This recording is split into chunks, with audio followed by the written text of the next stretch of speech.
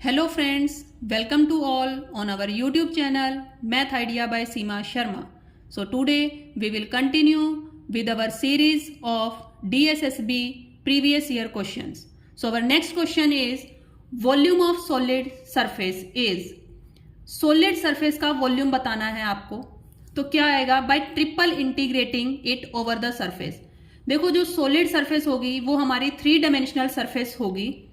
अब solid surface का volume निकालने के लिए आपको क्या निकालना होगा, ट्रिपल इंटीग्रल लेना होगा. ट्रिपल इंटीग्रल लेंगे आप वॉल्यूम डीवी के ऊपर. अब जैसे कि आपने देखा, मान लो 3 आपके पास इंटरवल्स गिवन होंगे. 3 इंटरवल्स लिए, सपोज एक में आपके पास F1 से F2 XY यूज हो रहा है. नेक्स्ट आपके पास G1 to G2 only X is using and then A to B constants are using. अब वॉल्यूम है तो आप कैसे लिखेंगे इसको. अब जैसे कि आपने देखा जो लिमिट्स यहां पर दी हैं इंटीग्रेशन की वो x एंड y में दी हैं, तो आप सबसे पहले लेंगे फंक्शन z. जो z है वो आप लेकर चलेंगे, उसके बाद आप इंटीग्रेट करेंगे y को. After that you have to integrate x. ऐसा हमने क्यों किया, बिकॉज देखो जब आपके पास z के फंक्शन को आप इंटीग्रेट करेंगे और लिमिट पुट करेंगे आप x एंड y की फॉर्म में, तो आपका जो कंप्लीट इंटेग्रल है वो x एंड y की फॉर्म में बन जाएगा. उसके बाद में x एंड y की फॉर्म में बनने के बाद जब आप इंटीग्रेशन करेंगे विद रिस्पेक्ट टू y, और जो लिमिट्स हैं वो आप पुट करेंगे x की फॉर्म में, g1x g2x, तो आपके पास जो इंटेग्रल है वो किस फॉर्म में बनेगा, x की फॉर्म में बन जाएगा. उसके बाद फिर आप इंटीग्रेट करेंगे dx, x की फॉर्म में इंटीग्रेट करेंगे और आप कांस्टेंट वैल्यू सब्स्टिट्यूट करेंगे a से b, तो आपके पास जो वैल्यू है वो क्या आ जाएगी, कांस्टेंट्स की फॉर्म में आ जाएगी. Now next question is if y is expressed in terms of a variable x, y equals to f of x, then y is called. तो y को हम क्या कहेंगे, देखो उस केस में y को हम बोलते हैं एक्सप्लिसिट फंक्शन. एक्सप्लिसिट फंक्शन क्यों कहेंगे, क्योंकि एक्सप्लिसिट फंक्शन क्या होता है कि जो dependent variable can be written in terms of independent variable. Explicit function का मतलब ही यही है कि जो डिपेंडेंट वेरिएबल है उसको हम किसी इंडिपेंडेंट वेरिएबल की फॉर्म में लिखें. अब यहां पर आपने देखा x अपने आप में इंडिपेंडेंट है, लेकिन जो वैल्यू हम x की सब्सटीट्यूट करेंगे उसके अकॉर्डिंगली हमारे पास y की वैल्यू आएगी कॉरेस्पॉन्डिंग. दैट मीन्स जो y है वो आपके पास डिपेंड हो गया किसके ऊपर, x के ऊपर डिपेंड करता है. y x पर डिपेंड करेगा, तो इसलिए आपके पास y जो है वो एक डिपेंडेंट वेरिएबल हो गया. डिपेंडेंट वेरिएबल होने की वजह से हमने इसको नेम दिया explicit function. Next is while finding maximum value of a function what will we get in case of its second derivative becomes 0.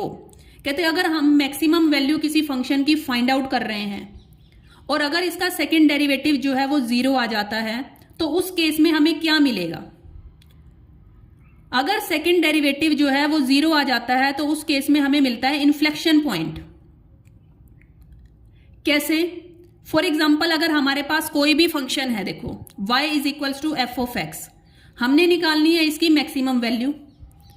अब इसका फर्स्ट डेरिवेटिव लोगे, फर्स्ट डेरिवेटिव लेने से इसके क्या आ जाएंगे, क्रिटिकल पॉइंट्स आ जाएंगे.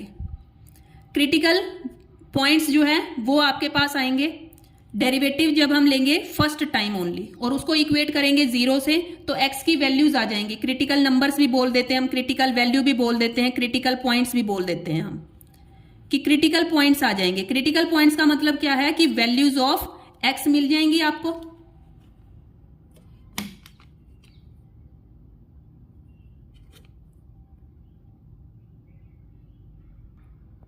फिर आप लेंगे इसका double derivative, means second derivative आप लेकर चलेंगे. अगर हमारा सेकेंड डेरिवेटिव पॉजिटिव आता है at x is equals to a, means जो हमने क्रिटिकल पॉइंट्स फाइंड आउट किए थे उस पॉइंट पर अगर सेकेंड डेरिवेटिव पॉजिटिव आ जाता है तो क्या होगी, मिनिमम वैल्यू होगी at x equals to a.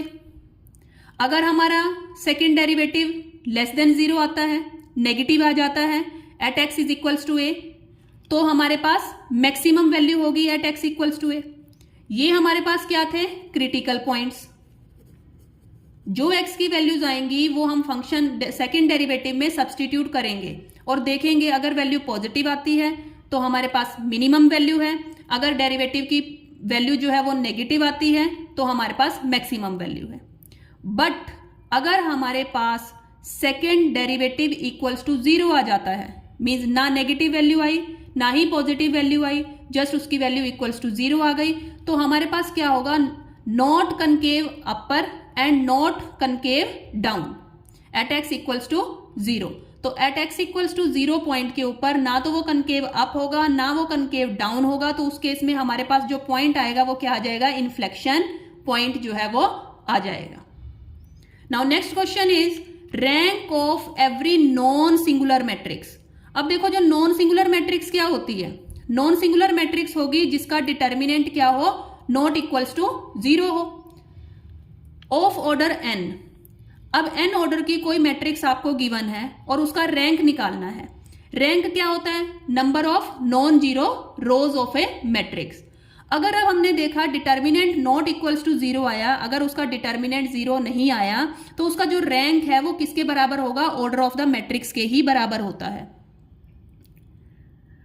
That means वो क्या आ जाएगा, आपके पास n आ जाएगा। अगर हमारे पास सिंगुलर मैट्रिक्स होती है जिसका डिटर्मिनेंट क्या आ जाए, 0 आ जाए, सिंगुलर मैट्रिक्स। तो सिंगुलर मैट्रिक्स के केस में हमारे पास जो रैंक है वो equals to order of matrix नहीं आएगा।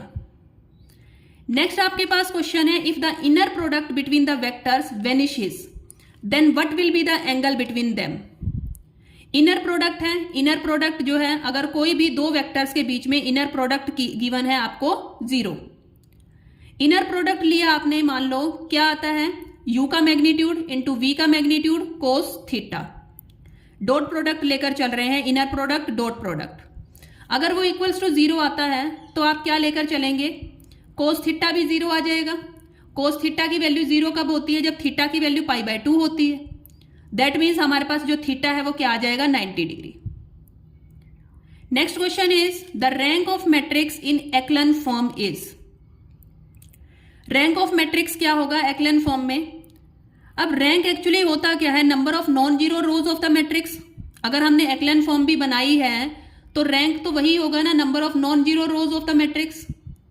अब हमने एग्जांपल ली, मान लो ये मैट्रिक्स है, ये 2 इंटू 2 की मैट्रिक्स है, नंबर ऑफ नॉन जीरो रोज कितनी है आपके पास, 2, तो इसमें आप रैंक क्या आ जाएगा, 2। अब इसमें हमने देखा कि जो जीरोज हैं वो नीचे आ रहे हैं, only 1 row is given to you, सिर्फ और सिर्फ एक ही रो गिवन है, तो जो रैंक होगा इस मैट्रिक्स का वो कितना आ जाएगा, 1 आ जाएगा। सिमिलरली 3 इंटू 3 की मैट्रिक्स ली हमने, 1 2 3 0 1 2 0 0 1। अब ये आपके पास रो एक्लन फॉर्म बनी हुई है। अब इसमें रैंक क्या आ जाएगा, जो नॉन जीरो रोज हैं वो आपके पास 3 हैं, तो रैंक इज 3। 1 2 3 0 1 0 0 0 0। अब आपने देखा ये वाली जो रो है वो कंप्लीट 0 है, that means rank of the matrix will become only 2। Now next question is for any matrix to be in row reduced form which is not satisfied। अगर कोई भी मैट्रिक्स रो रिड्यूस्ड फॉर्म में है तो कौन सी कंडीशन सेटिस्फाइड नहीं होगी, not satisfied. First point है each leading one is to the right of one preceding row. कहते जो ईच लीडिंग वन है वो क्या होना चाहिए, राइट में होना चाहिए। जैसे हमने ये एग्जांपल ली, ये 1 लिया, फिर जो नेक्स्ट जो रो होगी उसमें 1 जो है वो राइट साइड पर होना चाहिए। 0 row is at the top of the matrix. क्या जो 0 रो है वो टॉप ऑफ द मैट्रिक्स में होना चाहिए, बिल्कुल भी नहीं। Any leading entry is 1। जो कहते हैं नेक्स्ट लीडिंग एंट्री हो वो क्या होनी चाहिए, आपके पास 1 होनी चाहिए, बिल्कुल सही है। Any row if has 0 is at the bottom.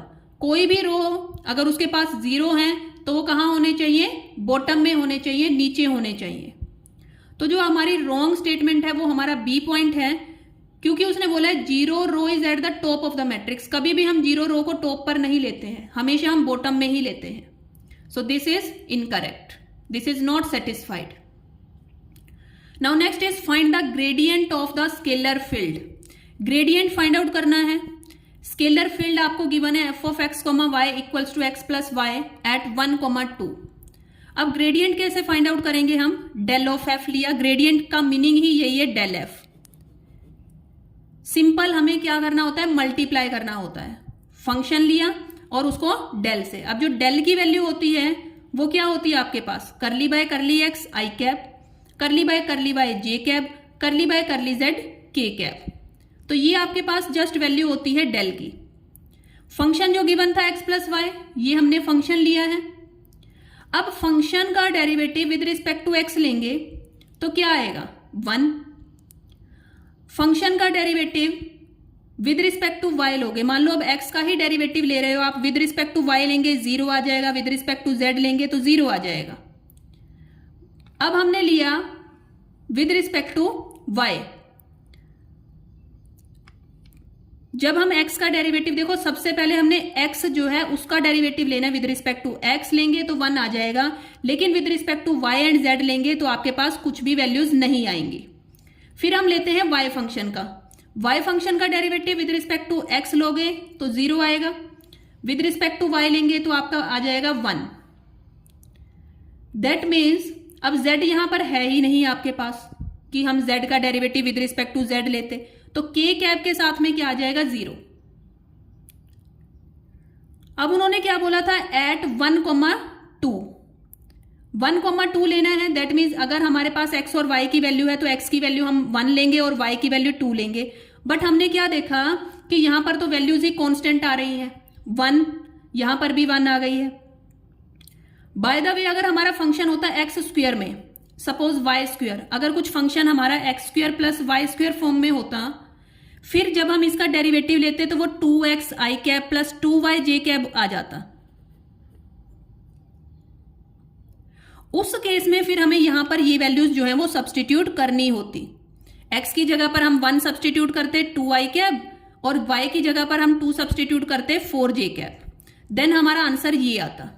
इसलिए इन्होंने ये वैल्यूज गिवन दी है। बट अगर यहां पर कांस्टेंट वैल्यूज ही आ गई हैं 1, यहां पर भी 1, तो आप एज सच उसको आई एंड जे कैप में लिख सकते हैं। Now next question is Euler function tends to infinity if which condition follows. कि जो आइलर फंक्शन है वो कहते हैं इंफिनिटी को टेंड कर रहा है। किस कंडीशन पर? किस कंडीशन पर ये फॉलो करेगा? जब हमारा जो n है वो टेंड करेगा किसको? इंफिनिटी को। आइलर फंक्शन इंफिनिटी को टेंड तभी करेगा जब हमारा जो n है वो भी इंफिनिटी को टेंड करेगा। कैसे? देखो जो आइलर फंक्शन होता है उसकी वैल्यू हमेशा 1 और n के बीच में लाया करती है। आइलर फंक्शन का मीनिंग ही क्या है? कि वो नंबर्स जो n के को प्राइम हो, वही उसकी आइलर फंक्शन की क्या होती है? वैल्यू होती है। अब जैसे हमारे पास देखो पाई 4 है, 5 4 मीन्स आइलर फंक्शन 4 दे रखा है हमें, तो इसकी वैल्यू निकालेंगे हम। इसकी वैल्यू निकाली, देखो सबसे पहले कैसे निकालते हैं इसकी वैल्यू? 4 को प्राइम फैक्टराइजेशन में लिखा, 4 की प्राइम फैक्टराइजेशन होगी 2 इंटू 2, दैट मीन्स इसकी प्राइम फैक्टराइजेशन होगी 2 रेज टू पावर 2। तो आप क्या करेंगे? 2 raise to power 2 minus 2 raise to power 1, यहां पावर 2 थी, एक पावर कम कर दी, then it will become 4 minus 2 that is 2। तो आपने देखा ये वाला जो 2, ये वैल्यू जो आई है 5 4 की जो वैल्यू आई है वो आपके पास लेस देन आई है ना 4 से, इस 4 से लेस देन है। दैट मीन्स जो हमारे पास आइलर फंक्शन की वैल्यू होती है वो less than and equals to n होती है। फॉर एग्जाम्पल अगर हम कोई और एग्जाम्पल लेते हैं, 515 ले लिया, 515 की प्राइम फैक्टराइजेशन क्या होगी? 3 इंटू 5, देन आप क्या लिखेंगे? 3 raise to power 1 minus 3 raise to power 0, एक पावर कम कर दिया आपने, into 5 raise to power 1 minus 5 raise to power 0, then it will become 3 minus 1 because anything whose power is 0 will become 1. 5 minus 1 then it will become 2 into 4 then it will become 8. तो आपने देखा 8 भी तो less है 15 से। ये आपका short method है करने का। अदर देन दिस आपके पास एक और मेथड भी होता है फाई की वैल्यू निकालने के लिए। वो मेथड क्या है, जैसे देखिए आपको वैल्यू निकालनी है फाई 12 की वैल्यू निकालनी है। अब 12 की प्राइम फैक्टराइजेशन क्या होगी, 2 इंटू 2 इंटू 3, 2 2 ज़ा 4, 4 3 ज़ा 12। तो आप कैसे निकालेंगे, देखो दो ही फैक्टर्स आ रहे हैं, एक 2 आ रहा है और एक 3 आ रहा है, तो 12 को 12 लिख देंगे। फिर आप 1 माइनस जो आपका एक प्राइम फैक्टर आया है 2, 1/2, 1 माइनस 1/3 जो आपका सेकेंड प्राइम फैक्टर आया है, ये वैल्यू आपकी हो जाएगी 12 into 1/2, 1 minus 1/2, then it will become 2/3। 2 से 2 कैंसिल आउट, 3 4 ज़ा 12, then it will become 4। This is also less than 12। दो मेथड होते हैं, जो आपको इजी लगे वो आप कर सकते हैं, बट ये वाला मेथड इजी ज्यादा पड़ता है। अब जैसे इसमें 12 निकालते आप, 2 की पावर 2 था, तो आपको क्या करना था, 2 की पावर 2 माइनस 2 की पावर 1 मीन्स 4 माइनस 2, 4 माइनस 2 2 आ जाता आपके पास, और आपके पास यहां पर 3 की पावर 1 माइनस 3 की पावर 0, तो आपके पास 2 आ जाता, 2 2 ज़ा 4 मीन्स ये वाला जो मेथड है ये लेस टाइम कंज्यूमिंग है। That's why I am using this method. So simple था, आयलर फंक्शन इंफिनिटी को टेंड करेगा किस केस में, जब हमारा एन भी इंफिनिटी को टेंड करेगा। अदरवाइज ये वैल्यू हमारे पास क्या होती है, फाई एन की जो वैल्यू है वो हमेशा less than and equals to n ही रहेगी, and greater than and equals to 1 से बड़ी आएगी, कभी भी इसकी वैल्यू नेगेटिव नहीं आती है, 0 भी नहीं आएगी इसकी वैल्यू। नेक्स्ट है अब आपके पास asymptotes are the tangents to the curve at which point. जो हमने एसिम्पटोट्स निकाले हैं वो कहते हैं टेंजेंट्स आ जाते हैं, are the tangents to the curve, मतलब वो कर्व पे क्या रहेंगे, कोई भी अगर हमारे पास कर्व गिवन है और वो क्या रहते हैं, टेंजेंट्स रहते हैं इस टाइप से। एट विच पॉइंट, किस पॉइंट पर रहेंगे, इंफिनिटी पॉइंट पर वो क्या रहेंगे, टेंजेंट्स रहेंगे। अब देखो जो एसिम्पटोट्स हैं वो क्या होंगे, of a curve is a line which is tangent to the curve at a point at infinity, कि एसिम्पटोट्स होते ही हैं, मतलब जो कर्व पर क्या हो, tangent, tangents to the curve किस पॉइंट पर होंगे, ये इनफाइनाइट पॉइंट पर जो है वो टेंजेंट्स होंगे। How many singular solutions occur for nth order ordinary linear differential equation. देखो कितने सिंगुलर सॉल्यूशन जो है वो अकर करेंगे अगर हमारे पास कोई भी ऑर्डिनरी लीनियर डिफरेंशियल इक्वेशन, देखो कंडीशन क्या है, लीनियर डिफरेंशियल इक्वेशन। अब ये चीज ध्यान में रखना, देखो लीनियर डिफरेंशियल इक्वेशन अगर होती है तो वहां पर कोई भी सिंगुलर सॉल्यूशन नहीं बनता है, ओनली जनरल सॉल्यूशन जो है वो एग्जिस्ट करते हैं। किस कंडीशन में, अगर हमारे पास इक्वेशन क्या है, लीनियर डिफरेंशियल इक्वेशन है, तो हमारे पास कोई भी सिंगुलर सॉल्यूशन नहीं बनेगा। सिंगुलर सॉल्यूशन होता क्या है, वो सॉल्यूशन जो हम जनरल सॉल्यूशन से ऑब्टेन्ड नहीं कर सकते हैं। सिंगुलर सॉल्यूशन वही होगा जिसे हम जनरल सॉल्यूशन से नहीं बना सकते, नहीं ऑब्टेन कर सकते हैं। अगर यहां पर हमारे पास लीनियर की जगह पर कोई क्वाड्रेटिक या अदर डिफरेंशियल इक्वेशन होती, तब उस केस में हमारे पास सिंगुलर सॉल्यूशन एग्जिस्ट कर सकता है। Now next question is every bounded sequence with a unique limit point. तो ये हमेशा याद रखना, डायरेक्ट थ्योरम्स है ये, कि अगर हमारे पास बाउंडेड भी है सीक्वेंस और उसका कोई यूनिक लिमिट पॉइंट एग्जिस्ट कर रहा है, सपोज 1 एग्जिस्ट कर गया, यूनिक लाइक 2 एग्जिस्ट कर गया, कोई भी यूनिक लिमिट पॉइंट एग्जिस्ट करता है, तो वो सीक्वेंस हमेशा क्या हो जाती है, कन्वर्जेंट हो जाती है। Now next question is if a function f is r to r, r से r तक हमें एक फंक्शन गिवन है, a be a point which is given convergent to us, a point given है जिस पर क्या हो रहा है, वो कन्वर्ज हो रहा है ये function, then what can we say about the sequence which is generated by its image that is f of a। मीन्स देखो फंक्शन था हमारे पास, ए जो है वो पॉइंट है जो हमें जिस पॉइंट पर वो कन्वर्ज कर रहा है, जो फंक्शन है वो एक किसी स्पेसिफिक पॉइंट पर क्या कर रहा है, कन्वर्ज कर रहा है। तो कहते हैं कि जो सीक्वेंस हमारी बनेगी इमेजेस से, जनरेटेड बाय इट्स इमेजेस, जैसे हमने फंक्शंस में करते हैं इमेजेस फॉर्म होती हैं, तो इमेजेस से जो हमारे पास सीक्वेंस बनेगी उसके बारे में हम क्या कह सकते हैं, तो वो जो सीक्वेंस होगी वो हमारे पास बाउंडेड हो जाएगी। वो सीक्वेंस बाउंडेड, बिकॉज एक लिमिट पॉइंट के ऊपर ये कन्वर्ज कर रहा है फंक्शन, तो उस केस में हमारे पास जो इमेजेस से जो सीक्वेंस बनेगी वो क्या बनेगी, बाउंडेड बनेगी। बिकॉज जो कंडीशन होती है वो क्या होती है कि अगर किसी भी पॉइंट पर वो कन्वर्जेंट है, तो कन्वर्जेंट किसको इंप्लाई करता है, bounded and unique limit point. अभी हमने पीछे भी स्टडी किया है। तो दैट मीन्स जो इमेजेस से हमारी जो सीक्वेंस बनेगी वो क्या हो जाएगी, हमारे पास बाउंडेड हो जाएगी। Now move on next question, the sum of the series n sin n is. अब कहते हैं इस सीरीज का सम क्या होगा। अब ये वाली जो सीरीज है वो आप देख रहे हैं sin n इंटू में n, तो अगर हम limit n approaches to infinity लगाते हैं तो ये क्या आ जाएगा, इन्फानाइट आ जाएगा। इन्फानाइट आया, इक्वल्स टू 0 नहीं आया। साइन n जो है वो लाई करता है -1 और 1 के बीच में, n की वैल्यू इंफिनिटी थी, therefore the value of complete function n sin n is infinity. अब देखो ये 0 के इक्वल नहीं आया, तो उस केस में हमारे पास क्या होता है, डाइवर्जेंट। अगर हमारे पास 0 आ जाता तो वो कन्वर्जेंट हो जाती। अगर देखो हमारे पास जो सीक्वेंस है, जो ये सम ऑफ द सीरीज गिवन है, ये कन्वर्जेंट तभी होती है अगर हमारे पास जो an हमने लिया, limit n approaches to infinity, अगर वो 0 होता है। अगर 0 है तभी हम उसको कन्वर्जेंट कहेंगे।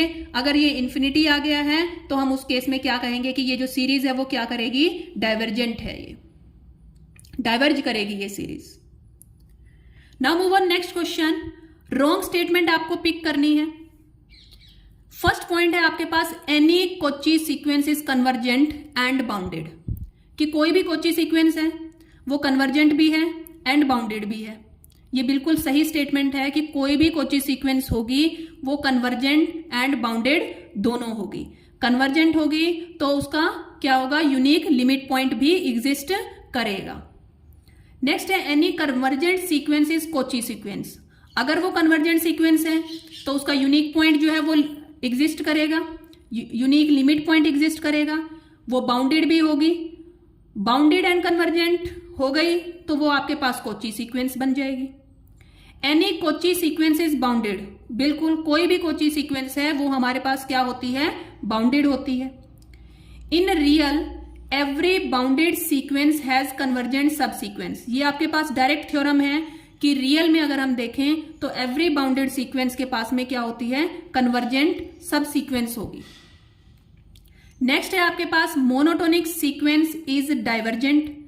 अब देखो मोनोटोनिक सीक्वेंस को क्या बोल दिया उन्होंने, डाइवर्जेंट बोल दिया।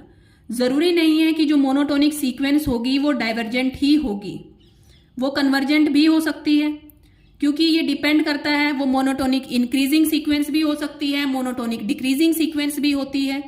तो ये कोई स्पेसिफिक नहीं है, कोई फिक्स नहीं है कि जो मोनोटोनिक सीक्वेंस होगी वो हमारे पास डाइवर्जेंट ही होगी। अब देखो कन्वर्जेंट के लिए क्या कंडीशन होती है, अगर कोई भी सीक्वेंस कन्वर्जेंट है तो वो बाउंडेड भी होगी एंड उसका यूनिक लिमिट पॉइंट भी एग्जिस्ट करेगा। कन्वर्जेंट सीक्वेंस मोनोटोनिक भी होती है प्लस बाउंडेड भी होती है। अगर हमारे पास मोनोटोनिक है और प्लस बाउंडेड है तो उस सीक्वेंस को हम क्या कहेंगे कि कन्वर्जेंट सीक्वेंस है ये। Next question is, any non empty set of R which is bounded above. Now which is bounded above बोला है, has a dash. Bounded above का क्या मीन्स है, आपके पास क्या होगा, एक अपर बाउंड एग्जिस्ट करेगा। अब यहां पर अगर हम देखें तो ये क्या एग्जिस्ट कर रहा है, लीस्ट अपर बाउंड जो है वो एग्जिस्ट कर रहा है 0। दैट मीन्स अगर हमारे पास बाउंडेड अबव है उसके पास में क्या होगा, एक लीस्ट अपर बाउंड होगा जिसे हम क्या कहते हैं, सुप्रीमम। अगर इसकी जगह पर आपके पास आ जाता which is bounded below, bounded below होता तो आपके पास आता greatest lower bound, that means infimum होता आपके पास। Next question is let f be a sequence of bounded function and series given by f is uniformly convergent. Means जो आपके पास सीक्वेंस गिवन है वो तो बाउंडेड है, जो सीरीज है वो यूनिफॉर्मली कंटिन्यूअस है। तो कहते हैं सम फंक्शन से जी देन जी इज, तो जो जी है वो आपके पास क्या आएगा, तो जो जी है वो भी आपके पास क्या होगा, बाउंडेड हो जाएगा। मीन्स अगर हमारे पास सीक्वेंस है, बाउंडेड फंक्शंस की सीक्वेंस बनी है और जो सीरीज है वो यूनिफॉर्मली कंटिन्यूअस है, तो जो हमारे पास जी फंक्शन बनेगा वो भी क्या होगा, bounded. Now next question is the general solution of the equation y double dash x equals to 0, means second derivative of y हमें 0 गिवन है with the initial value problem such that at x equals to 0 and y equals to 0 and first derivative equals to 0 is. तो देखो हम यहां से start करेंगे, क्या find out करना है, general solution. General solution find out करने के लिए हमने क्या लिया, सेकेंड डेरिवेटिव दिया है आपको 0, सेकेंड डेरिवेटिव 0 दिया, इंटीग्रेट करेंगे, इसको इंटीग्रेट करेंगे आ जाएगा फर्स्ट डेरिवेटिव और C1 क्या है हमारे पास, कांस्टेंट। सेकेंड फिर हम क्या करेंगे, अगेन इंटीग्रेट करेंगे, अगेन इंटीग्रेट करेंगे, सिंपल yx रह जाएगा हमारे पास, इसको इंटीग्रेट किया C1x आया plus C2 another constant. Now y of 0, x की वैल्यू 0 पुट की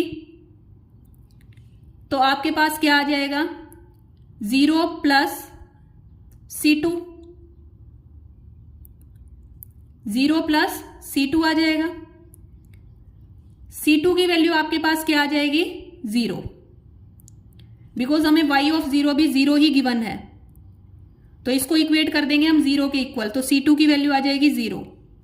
अगर C2 की वैल्यू 0 है तो yx क्या बच गया हमारे पास, C1x, C1x रहा, y dash x equals to 0 given है आपको, y डैश x हमने निकाला है वो आया आपके पास C1, देयरफॉर जो C1 की वैल्यू आ जाएगी वो 0 आ जाएगी। तो अब आपने देखा C1 भी 0 है, C2 भी 0 है, दोनों की दोनों वैल्यूज आपके पास 0 आ गई। तो आप ऑप्शन से चेकआउट करेंगे कि कौन सा जो फंक्शन है वो आपके पास as a general solution exist करेगा।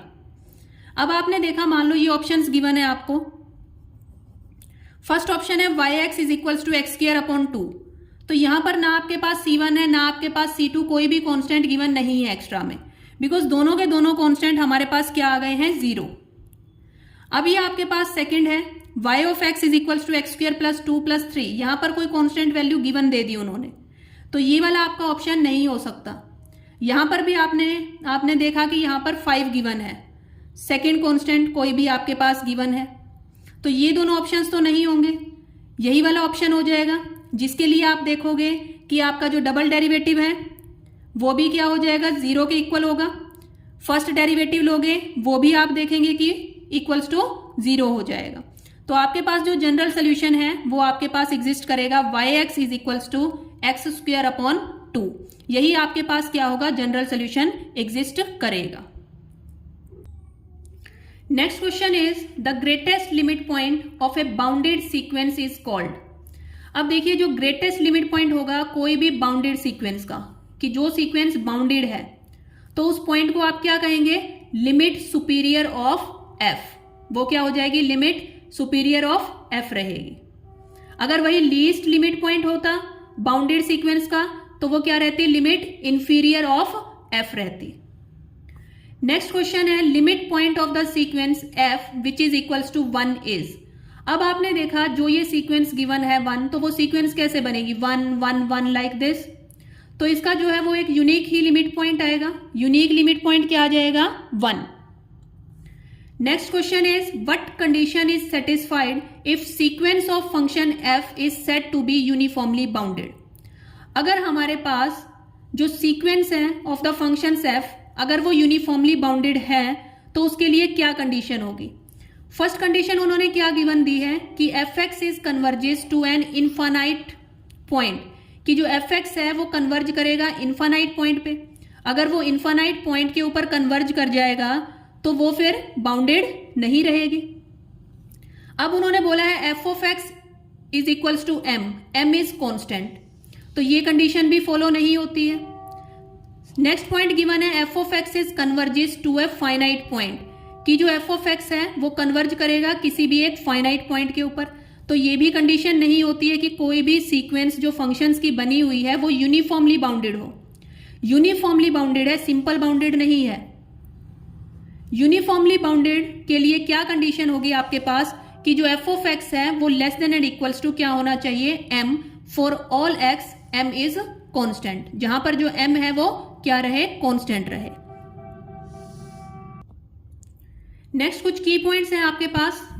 f is bounded if there is a number h such that for all x from domain D such that f lies between -h and h, कि means कोई भी function अगर हमारे पास bounded होता है तो यहां पर कोई नंबर h एग्जिस्ट करेगा for all x from domain D such that कि जो फंक्शन है वो -h और h के बीच में लाई करेगा। f(x) का जो मोड है वो less than and equals to क्या लिख दिया हमने? h। ये दोनों कंडीशन आपके पास सेम ही होती हैं, जस्ट एक लिखने का वे है कि आप उसको कैसे रिप्रेजेंट करते हैं। Next question is the curve obtained in exponential growth is of which type. जो आपकी एक्सपोनेंशियल ग्रोथ होगी उसमें जो आपके पास कर्व जो बनती है वो किस शेप की बनेगी? जे शेप्ड की जो कर्व है वो फॉर्म होती है। यहां पर उसने एक्सपोनेंशियल ग्रोथ की कर्व की शेप पूछी है। अगर वो एक्सपोनेंशियल की ना पूछकर लॉगिस्टिक ग्रोथ की कर्व पूछता तो लॉगिस्टिक की क्या होती है? आपके पास एस शेप्ड कर्व फॉर्म होगी। Next question is which is not the application of Taylor series, कि कौन सी जो है वो एप्लीकेशन नहीं है टेलर सीरीज की। फर्स्ट हमने देखा इट रिड्यूसेस मैथमेटिकल प्रूफ्स। बिल्कुल जो हमारी टेलर सीरीज है वो मैथमेटिकल प्रूफ को क्या करती है? रिड्यूस कर देती है। कैसे रिड्यूस करती है? ये रिप्रेजेंट करती है an infinite sum of simpler terms, कि मतलब कोई भी जो हमारा कॉम्प्लेक्स फंक्शन होता है, कॉम्प्लेक्स फंक्शन को ये बिल्कुल सिंपलर टर्म्स में रिप्रेजेंट कर देती है। In terms of polynomial also. Next है आपके पास use to find value of whole function. कहते हैं हम यूज करते हैं to find the value of whole function. बिल्कुल value of whole function find out करने के लिए हम इसको यूज करते हैं। नेक्स्ट है यूज्ड इन ऑप्टिमाइजेशन टेक्निक्स। अब ऑप्टिमाइजेशन टेक्निक्स क्या होती हैं? ऑप्टिमाइजेशन टेक्निक्स मीन्स ये मिनिमम एंड मैक्सिमम वैल्यू देता है फंक्शन की। मिनिमम वैल्यू देगा, मैक्सिमम वैल्यू देगा, उसको रिप्रेजेंट करेगा पॉलिनोमियल की फॉर्म में, तो उसमें भी टेलर सीरीज जो है वो यूज होती है। नेक्स्ट है fails to solve power flow analysis. कहते हैं ये पावर फ्लो एनालिसिस को सॉल्व करने में फेल हो जाता है। कैसे? बिकॉज इसमें कुछ कन्वर्जेंस इश्यूज आते हैं, कंप्यूटेशनल कॉम्प्लेक्सिटी आती है, अप्रोक्सीमेशन एरर्स आ जाती हैं। तो जो टेलर सीरीज है वो फेल हो जाती है किसको? पावर फ्लो एनालिसिस को सॉल्व करने के लिए। ये हमारे पास टेलर सीरीज गिवन है, उसको हम कैसे लिखते हैं? f(x) is equals to f(x0), means जिस पॉइंट पर फाइंड आउट करनी है वो यहां पर हम सब्सटीट्यूट करेंगे, फिर फर्स्ट डेरिवेटिव लेंगे और उसमें वैल्यू सब्सटीट्यूट करेंगे into x, plus second derivative लेंगे x² upon 2 factorial, third derivative लेंगे x³ अपॉन 3 फैक्टोरियल, और ये बिल्कुल एडिशन में रहेगी आपके पास Taylor series. Now next question is which function defined on R by f(x) is equals to x। कहते हैं कौन सा फंक्शन है जो इस टाइप से डिफाइंड होता है? For all x belongs to R is continuous in R, और वो कंटिन्यूअस भी है R में। तो ये वाला जो फंक्शन है f(x) is equals to x, ये किस टाइप का फंक्शन होता है? ये आइडेंटिटी फंक्शन होता है। आइडेंटिटी फंक्शन का क्या मीनिंग है? जिसमें आपके पास इनपुट जो है वो इक्वल आएगी आउटपुट के, मीन्स जिसकी डोमेन जो है वो इक्वल हो जाएगी रेंज के। तो ये आपके पास होता है आइडेंटिटी फंक्शन। जैसे हमने f(3) पुट किया, इनपुट जो है वो हमारे पास 3 है और जो आउटपुट है वो भी हमारे पास क्या आई, 3 ही आई।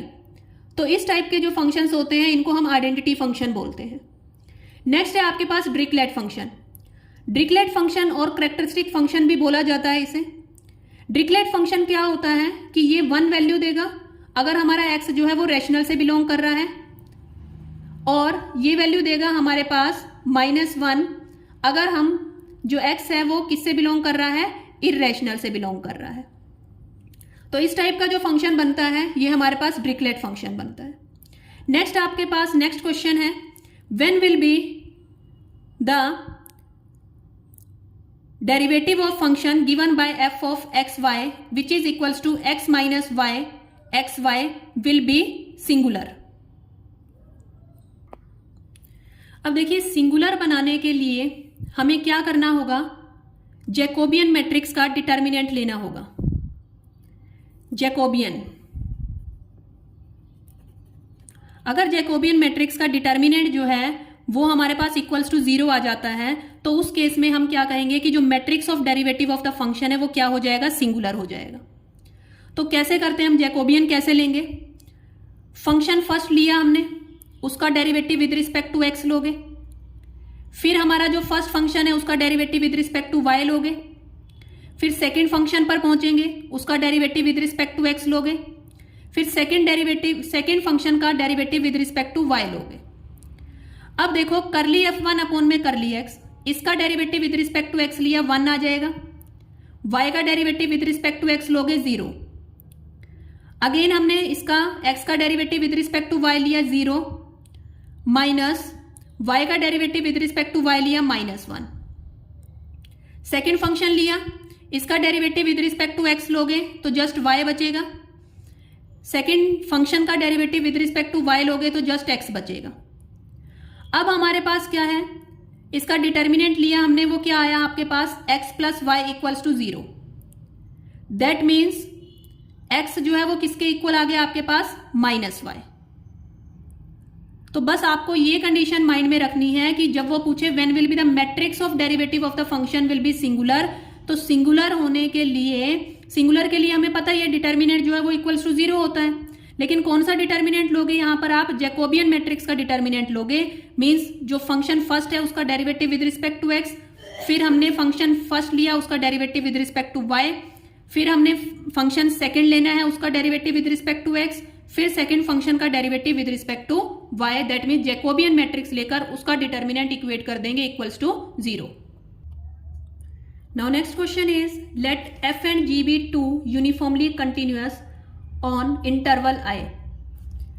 दो फंक्शन आपको गिवन है f and g, uniformly continuous है इंटरवल i के ऊपर, and also each function is bounded, और दोनों के दोनों बाउंडेड भी है। बाउंडेड एंड यूनिफॉर्मली कंटिन्यूअस दोनों कंडीशन गिवन है आपको। Then what can we say about f dot g। That means दो function uniformly continuous and bounded है तो उन दोनों के प्रोडक्ट के बारे में हम क्या कह सकते हैं, तो उन दोनों का जो प्रोडक्ट होगा वो भी आपके पास क्या हो जाएगा, यूनिफॉर्मली कंटिन्यूअस हो जाएगा, किस पर, r पर। Now move on next question. Suppose that a is in the domain of the function, a जो है वो कहां पर है, डोमेन ऑफ द फंक्शन में है, such that for all x in the domain of f of x less than f of a, then what can we say. अगर देखो जो फंक्शन है वो हमारा लेस देन हो जाता है f of a, मीन्स जो a वैल्यू सब्सटीट्यूट करने पर फंक्शन लेस हो जाता है और जो f of a की वैल्यू है वो ग्रेटर आती है, तो हम क्या कहेंगे, f is set to be maximum value at x equals to a। That means जब हमने x की a वैल्यू सब्सटीट्यूट की तो वो फंक्शन क्या हो गया, मैक्सिमम हो गया, बिकॉज यहां पर f of a की वैल्यू क्या आ रही है, ग्रेटर देन आ रही है f of x से। तो जो हमारे पास फंक्शन होगा वो मैक्सिमम वैल्यू देगा at x equals to a पर। Now move on next question. If f of x, y equals to 0, जो फंक्शन है वो हमें क्या गिवन है, 0, देन फाइंड डायरेक्शनल डेरिवेटिव। आपको क्या फाइंड आउट करना है, डायरेक्शनल डेरिवेटिव जो है वो फाइंड आउट करना है। डायरेक्शनल डेरिवेटिव फाइंड आउट करने के लिए एट सी पॉइंट पर along the direction u a b, directional derivative find out करने के लिए सबसे फर्स्ट स्टेप आपका क्या होता है, डेरिवेटिव फाइंड आउट करना। मीन्स हम पार्शियल डेरिवेटिव फाइंड आउट करेंगे, किसका, फंक्शन का। अब आपने देखा कि जो f of x comma y तो जीरो ही गिवन है आपको। अगर ये जीरो गिवन है तो पार्शियल डेरिवेटिव क्या आ जाएगा, करली एफ अपॉन करली एक्स लोगे वो भी जीरो, करली एफ अपॉन में करली वाई लोगे वो भी जीरो। सेकेंड आपको क्या निकालना होता है, ग्रेडियंट। अब ग्रेडियंट आप निकालेंगे, ग्रेडियंट क्या होता है, डेल इंटू में function at a comma b, जिसकी डायरेक्शन में निकालना है। अब ग्रेडियंट निकालेंगे, ग्रेडियंट में आपके पास क्या आ जाएगा, ग्रेडियंट आई कैप करली एफ अपॉन करली एक्स प्लस जे कैप करली एफ अपॉन करली वाई। अब ग्रेडियंट में आप देखेंगे जो हमारे ये पार्शियल डेरिवेटिव है ये तो जीरो आ रखे हैं, तो आई कैप जीरो प्लस जे कैप जीरो आ जाएगा। किसकी डायरेक्शन में निकालना था डायरेक्शनल डेरिवेटिव, यू की डायरेक्शन में। तो नेक्स्ट स्टेप आपका क्या रहेगा, डॉट प्रोडक्ट कर देंगे किसके साथ में, यू के साथ में। यू की वैल्यू क्या है, ए बी, जीरो ए को मल्टीप्लाई करेंगे जीरो के साथ में, बी को मल्टीप्लाई करेंगे जीरो के साथ में, तो आपका आंसर क्या आ जाएगा, zero. So in this way we have to find the directional derivative. Firstly we have to find partial derivative of the function, then we have to find gradient of the function, and then we have to take the dot product with the direction in which we have to find the directional derivative. So friends, if you like this video, then please share this video with your friends also and subscribe my channel. If you want this type of videos and this type of question series, please comment. Thank you friends.